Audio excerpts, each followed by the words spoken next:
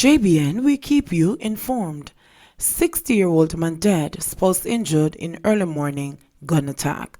Detectives assigned to the Criminal Investigation Branch, CIB in Westmoreland, have launched a probe into the killing of a man and the injuring of his spouse in an attack at their home in the parish early on Wednesday morning. The deceased man has been identified as 60-year-old Roy Perry of Belvedere, Westmoreland. His 51-year-old spouse has been admitted to the hospital in a serious condition.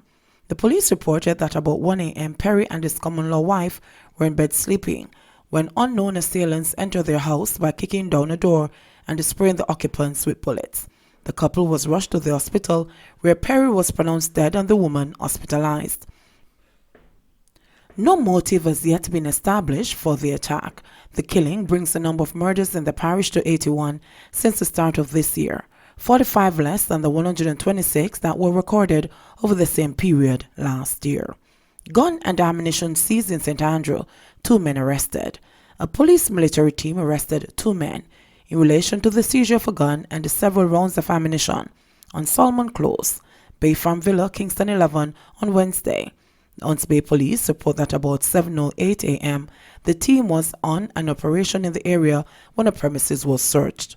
During the search, one Smith & Wesson Springfield 9mm pistol containing 12 rounds of ammunition were found. The men were subsequently arrested. Woman gives police bizarre account of toilet birth. A St. Thomas mother and her newborn daughter are said to be hospitalized at the Princess Margaret Hospital in good condition following a bizarre toilet delivery on Saturday night. The mother, who allegedly did not know she was pregnant, went to use the bathroom and later told relatives that while on the toilet, she passed something like a snake into the toilet bowl. According to information received, the woman ran frantically from the bathroom. She and her mother reportedly re-entered the bathroom about 8 o'clock the following morning. They heard strange sounds coming from the room and went for a neighbor to go in search of what they thought to be a snake. They even gave the neighbor a cutlass to destroy it, a source close to the investigation said. Upon opening the door, the feared creature was discovered to be a baby girl. The police were summoned and the mother and infant transported to the Princess Margaret Hospital, where they were admitted. The woman reportedly told investigators that she did not know she was pregnant. According to her, she said she did 2 pregnancy tests, which turned out negative, and she did not have any symptoms of pregnancy, the source said. The 34-year-old woman reportedly thought that her protruding abdomen was linked to spirit possession. The bathroom was processed by the St. Thomas Scene of Crime Unit, which is investigating the incident. A senior officer in the St. Thomas Police Division, who requested not to be named, having not received authorization to speak on the case, confirmed the report. When the head of the St. Thomas Police Division, Superintendent Marlene M. Wilson Christie, was contacted, she said that she was unavailable for a comment. Legal counsel cuts off foot, accused of misrepresenting court award to client by $9 million. Well-known attorney Don Foote has been struck from the role of lawyers authorized to practice in Jamaica over claims that he underreported by $9 million the amount awarded to a woman he represented in a lawsuit. He is the 7th lawyer struck from the role of attorneys this year, representing a record number of disbarments for a calendar year in the last decade. 6 attorneys were disbarred in 2017 and 5 last year. The woman reportedly testified before a disciplinary panel of the General Legal Counsel GLC that Foote indicated to her that the court awarded her $14 million in the lawsuit she filed against the government. She said that as agreed, the attorney deducted his legal fees. However, the woman claimed that at the urging of a friend, she conducted her own checks and later discovered that the court award was in the amount of $23 million. She asserted that in the end, she was paid the difference minus $2.3 million, which according to her was deducted as legal fees. The decision by the GLC's disciplinary panel to yank Foote's law license was imposed on Saturday, weeks after he was found guilty of professional misconduct. Foote confirmed on Wednesday that he had been informed of the GLC's decision, but blasted it as flawed and made it clear that he would not go away quietly. He lashed out at both his accuser and the GLC, calling the claim that he underreported the court award contrived, and complained that he did not receive a fair trial. She's lying, and she's been set up by a third party. The allegations are false, and they are not made out. In my opinion, the trial was not fair, and that is the basis on which it will be challenged, Foot vowed. It will be quickly challenged. I am waiting on the written decision signed by the GLC to put it in the Court of Appeal, he continued. Foot is one of 7 attorneys who have been disbarred this year. 2 of them, Upton Clark and Kenneth MacLeod, were struck from the role of attorneys on October 26.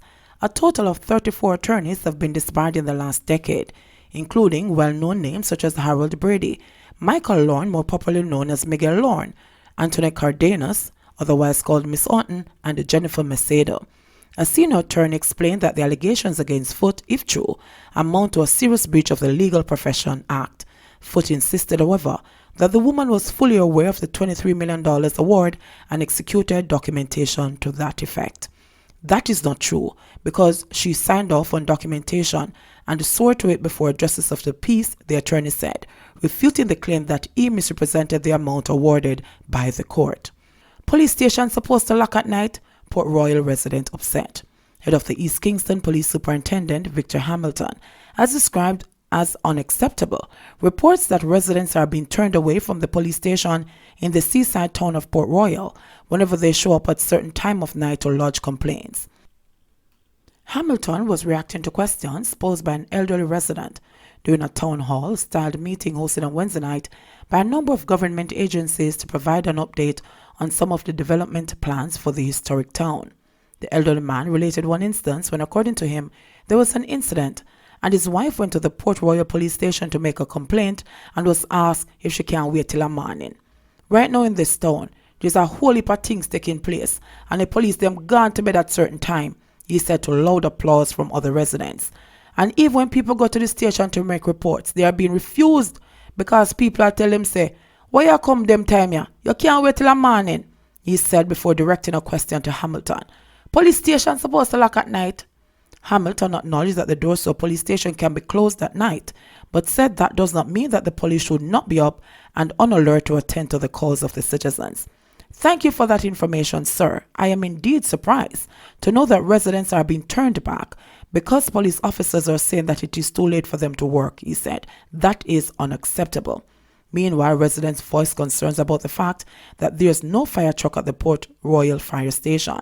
Superintendent Jodian Davis Buckle of the Jamaica Fire Brigade indicated that attempts are now being made to retrofit a fire truck that would be assigned to Port Royal. As it is now, there are no available units to be placed in Port Royal. We are trying to retrofit one that we have in our garage to see how best we can get it up and running to place it here, she said. Davis Buckle acknowledged that in July, a similar initiative failed. Our truck came here for maybe 2 weeks and went down. It is a genuine concern.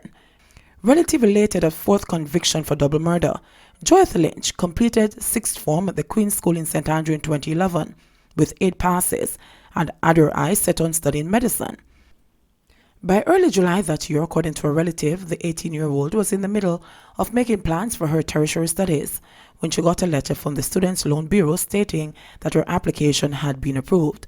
But a week after she received the letter, Joyce's life and that of her devoted mother were snuffed out by hoodlums in a grisly crime that made national headlines. Joyce and her mother, Charmaine Coveratri, 40, were chopped repeatedly and shot before they were beheaded by a group of about 9 men, believed to be members of the Klansman gang, who barged into their 2-bedroom house in the gritty St. Catherine community of Lauriston on the night of July 19, 2011. Going to university was a must. She wanted to study medicine. She heard about a week before she died that her application had been approved by the SLB, the relative said. Cameron Riley, the last of the 5 men who were arrested and charged for the double killing, was convicted on 2 counts of murder in the Home Circuit Court in downtown Kingston. A 7-member jury deliberated for just over 2 hours before returning the unanimous guilty verdict. Earlier this month, 3 others, Adrian Campbell, Fabian Smith, and Roshane Goldson, pleaded guilty to non-capital murder for their roles in the crime, all 4 to be sentenced on December 11. I am elated that justice has been served. Guilty should be the verdict because guilty they are, said the relative, who spoke on condition that her name not be published out of safety concerns. They took them away so gruesomely. Nothing can bring back Joyce and her mother, but I hope they get the sentence they deserve, life. Detective Inspector Stedman Bailey, lead investigator in the killing of the two women, said the Don who gave the orders for the slayings and two other men who were involved have since been murdered. A day before the women were killed, Scott Thomas, believed to be a member of the Klansman gang, was beheaded in Lauriston. According to Bailey, Thomas was slain close to the woman's home, and members of the gang believed that they knew the killers. The word was that she was running up her mouth, the veteran investigator said, heaping praises on his colleagues who worked with him to crack the case 10 days after the killings made national headlines. He disclosed that investigators caught a break after Campbell was overheard during a conversation at the Spanish Town police station, telling another man what had happened inside the woman's house. I went to Campbell with all the information, every detail I heard about what he told the other man. When I presented it to him, he never did anything. But tell me that when they left the murder scene, they went to another house and bathed and changed their clothes, Bailey said. Bailey said he was satisfied that justice had been served, not just for the family of the deceased, but for the community at large. JBN, we keep you informed. Please remember to like, subscribe, share, leave us a comment and click the notification bell to receive our daily news items.